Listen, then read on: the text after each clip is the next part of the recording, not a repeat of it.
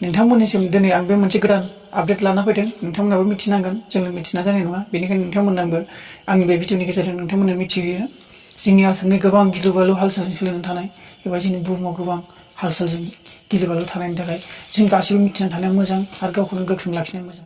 आं नोंथांमोननो बे भिडिअनि गेजेरजों नोंथांमोननो खिन्थानो आं आवगायबोबाय। जोंनि बे आसामनि गोदान आपडेट पजिटिभ मोननाय नोंथांमोननो आं खिन्थानो सानदों।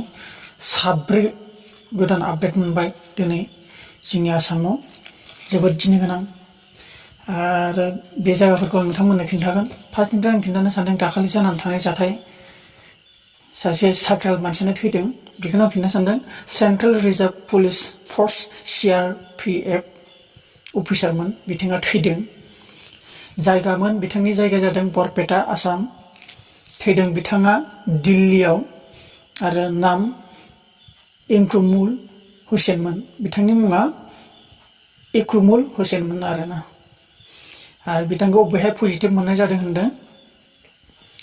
पजिटिभ मोननाय बिथांखौ पजिटिभ मोननायनि डेटआ जादों एप्रिल 24 जादोंमोन। आरो बिथांनि थैनाय हस्पिटाला जादों जदwng हस्पिटाल, दिल्लीयाव बिथाङा जिउ गारनाङो। आरो दा जोंनि आसामनि गोदान पजिटिभ मोननायानो जादों 7। आरो बिथांमोननि जायगायानो जाबाय बङाइगाव। आरो दा जोंनि आसामाव टटेल 42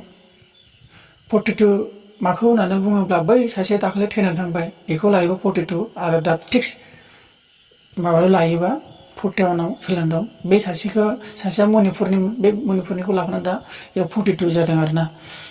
मोजां एबा सुथि होजानाय एबा माखासे मोजां रिकभार खालामजानाय बिथांमोना साबैसे मोजां जाखो? 29 जन मोजां जाबाय।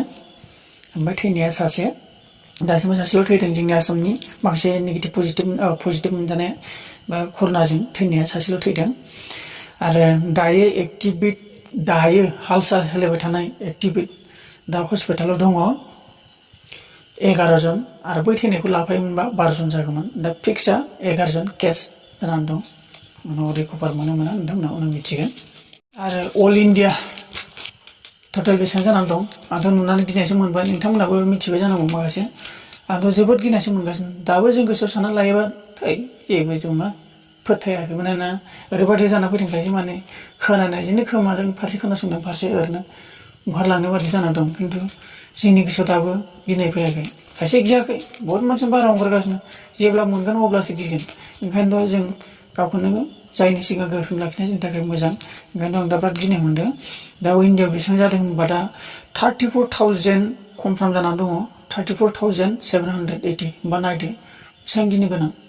ओंखायनो जों जायनि सिगां जों सेफ थानांगौ। जेब्ला जागोन होनो अब्लासो मा होनो गुद गिनाय मोनो। बेखायनो नोंथांमोना साबधान था। आंबो साबधानै थागासिनो, बेखौनो आं सानो। आरो माखासे एक्टिभेट दङ 24,558।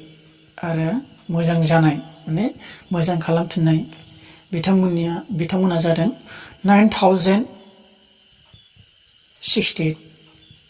माने 9,068 जन मोजां खालामबाय आरोना। थैनायालाय एसे खम जादों, होमबाबो खम होनजाया। मानसिनि जिउ, सासे मानसि थैनायनि बेसेन गोनां नङा होमबा? दा थैनाया जादों 1,151, माने 1151 जाहैबाय आरोना। आं नोंथांमोननिसिम बेखिनियानोमोन। आं नोंथांमोननिसिम भिडिअ लाना फैनाया। नोंथांमोना मोनसेबो मिथिबाय आरो जों बयबो गोख्रोङै थागोन। नोंथांमोननिसिम अरायबो मोनसे गोजोन खुसिजों आं अरायबो थाफानो लुबैयो। आरो नोंथांमोनाबो गोजोननाय थायो। नोंथांमोननिसिम मिथिहोनायनि थाखाय आं नोंथांमोननिसिमबो गोजोननाय थाबाय। आरो नोंथांमोनाबो गोजोननाय थागोन। बाय बाय। आंखौ अननाय होबाय था नोंथांमोना। बाय बाय।